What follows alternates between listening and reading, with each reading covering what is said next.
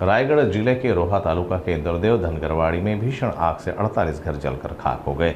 विधायक गोपीचंद पडळकर ने दौरा कर स्थिति का जायजा लिया, प्रभावित ग्रामीणों को मुआवजा का आश्वासन दिया। रायगढ़ जिले के रोहा तालुका के इंद्रदेव धनगरवाड़ी में बीते दिनों जंगल में भीषण आग लगने से 48 घर पूरी तरह से जलकर खाक हो गए। इस त्रासदी के बाद आज विधायक गोपीचंद पडळकर गांव पहुंचे और उन्होंने हालात का निरीक्षण किया।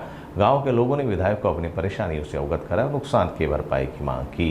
ग्रामीणों ने विधायक को ज्ञापन सौंपा, जिसे उन्होंने सरकार से सहायता और मुआवजे की मांग रखी। विधायक गोपीचंद पडळकर ने प्रभावित परिवारों को आश्वासन दिया कि वे सरकार से बात कर जल्द से जल्द मुआवजे की व्यवस्था करवाने का प्रयास करेंगे।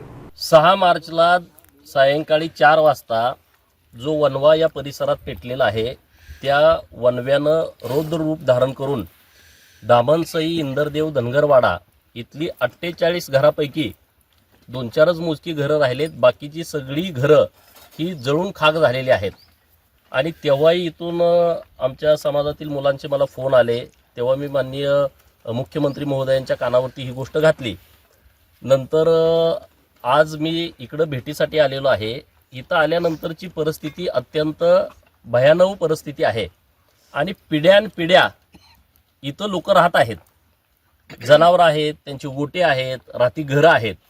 आणि वनवा इतका पेटल्यानंतर जवळपास मी इथं माहिती घेतली आमच्या सहकाऱ्यांच्याकडून 4-4.5 हजार हेक्टरमध्ये हा वनवा पेटलेला आहे। सलग 8 दिवस हा वनवा पेटलेला होता। आता काही भागामध्ये वनवा आता मी तुमच्याशी बोलत असताना पण सुरू आहे।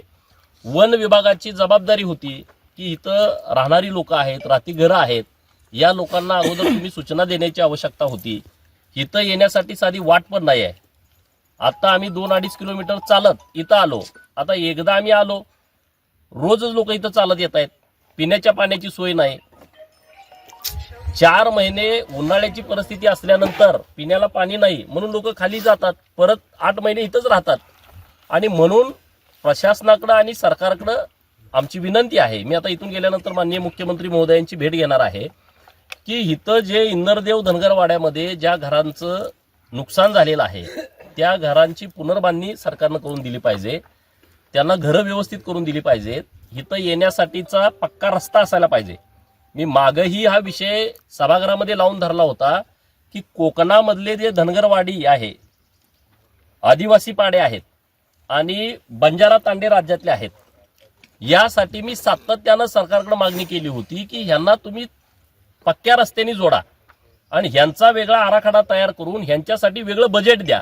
त्याशिवाय कोकणातल्या धनगरवाड्या, आदिवासी पाडे आणि राज्यातले बंजाराचे तांडे हे रस्त्यानं जोडले जाणार नाहीत।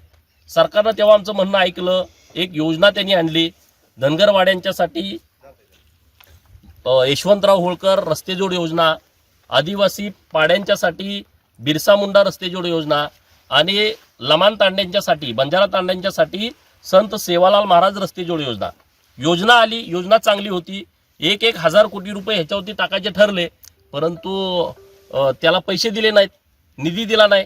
आज एका धनगरवाड्याची ही अवस्था नाही आहे, कोकणातल्या हजारो धनगरवाड्या, म्हणजे मी कोल्हापूर जिल्हा धरून, कारण कोल्हापूर जिल्ह्यामध्ये प्रत्येक तालुक्यामध्ये 50 पासून 80 पर्यंत धनगरवाड्या आहेत।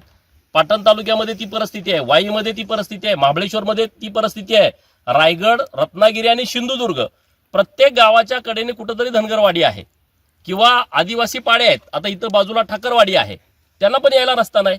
आदिवासी डिपार्टमेंटला हजारो कोटी रुपयाचा निधी मिळतो, मग रस्ता का नाही झाला?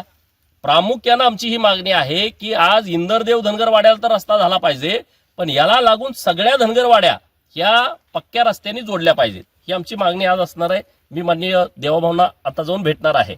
दुसरा महत्त्वाचा विषय पिण्याचं पाणी नाही।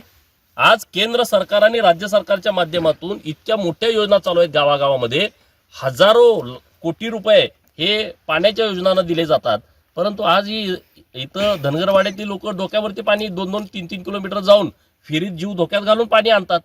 साध्या मागण्या आहेत लोकांच्या, एक रस्ता द्या, पिण्याचं पाणी द्या आणि आज जी जळलेली घरं आहेत त्या घरांचं पक्का घरामध्ये रूपांतर करून द्या।